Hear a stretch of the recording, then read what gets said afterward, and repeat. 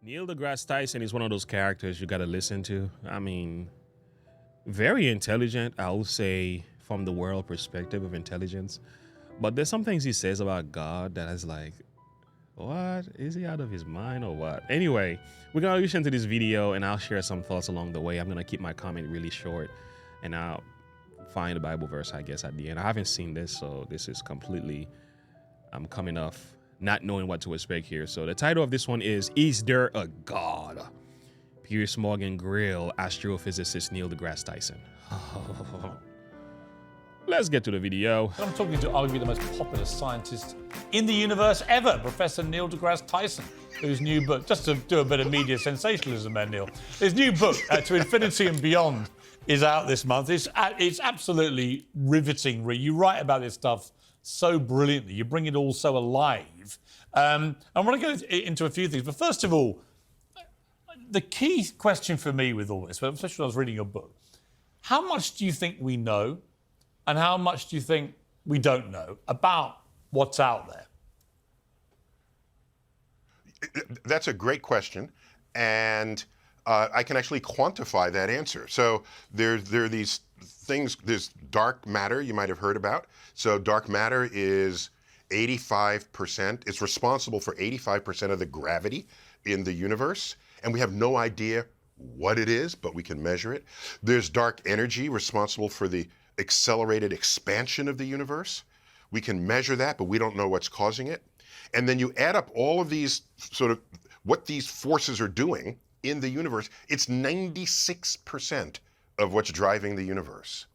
And all the forces of nature that we know and love, gravity, electromagnetism, the strong and weak nuclear forces, life, chemistry, biology, physics, that's in 4% of the universe. So we know enough about the universe to quantify our ignorance.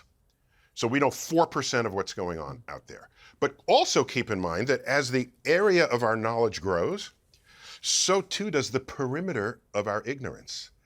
And that is the very soul of science.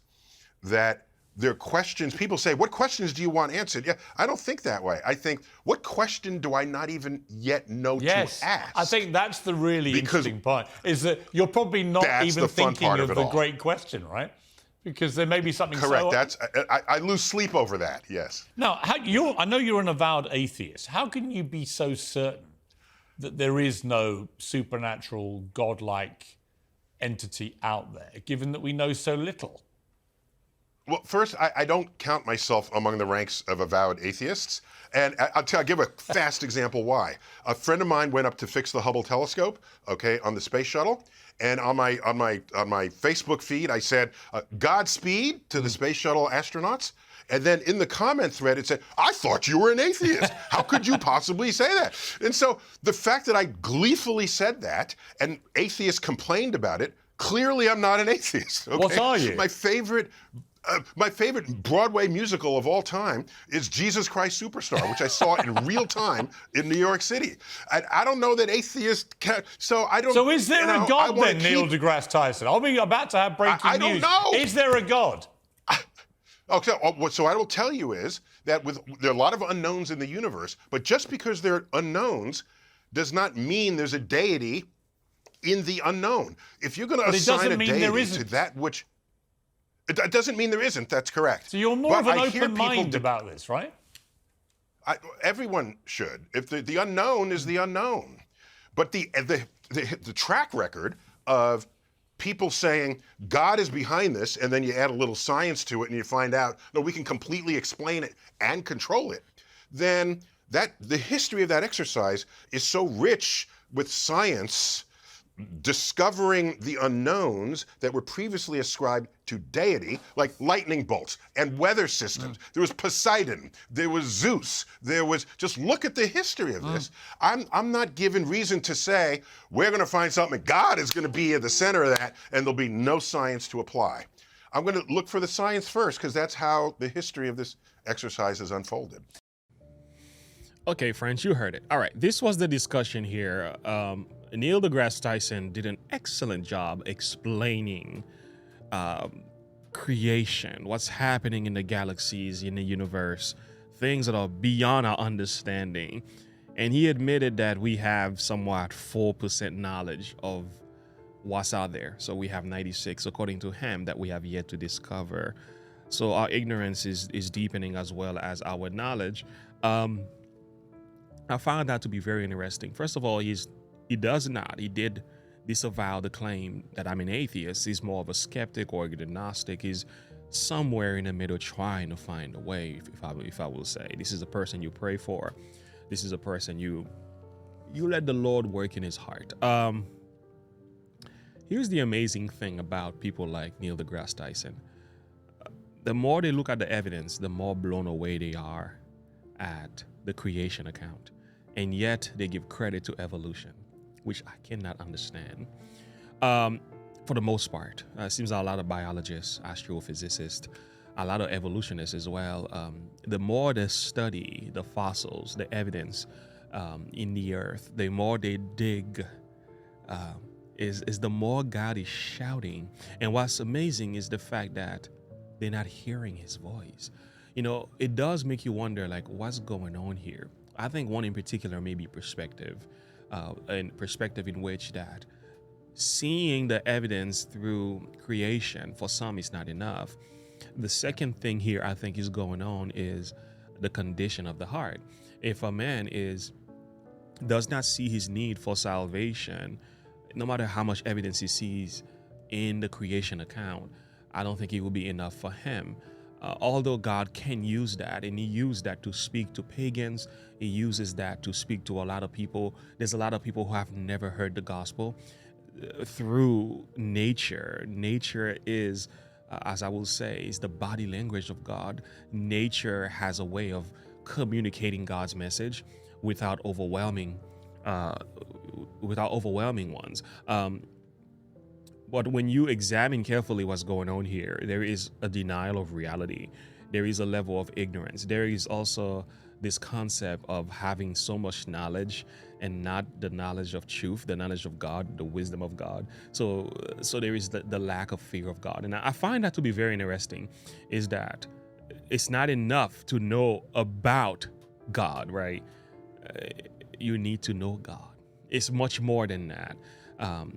So nature can help, but a person has to see their need for him. It's like if you don't see your need for the Lord, you can study as hard as you want, like Neil deGrasse Tyson and many others, you will fall in a line of skepticism and atheist evolutionist perspective.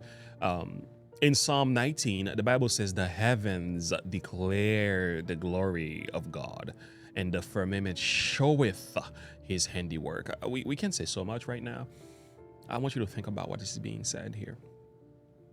When you look at the heavens, it's making a declaration. It's speaking about the glory of God. When you look at the firmament, it shows God's handiwork. It's not done. Day unto day uttereth speech. Night unto night showeth knowledge. So when you look at that, there is such an eccentric knowledge in the creation account. It's supposed to speak to you of the Creator's work. It's supposed to. The Bible said there is no speech nor language where their voice is not heard. That's amazing. No matter where you're from, where you are, God reveals himself to you in so many different ways. Now the question is that, can you actually hear his voice? Their line is going out through all the earth, and their words to the end of the world. In them have he set a tabernacle for the sun. This is beautiful. So even in nature speaks their words to the end of the world.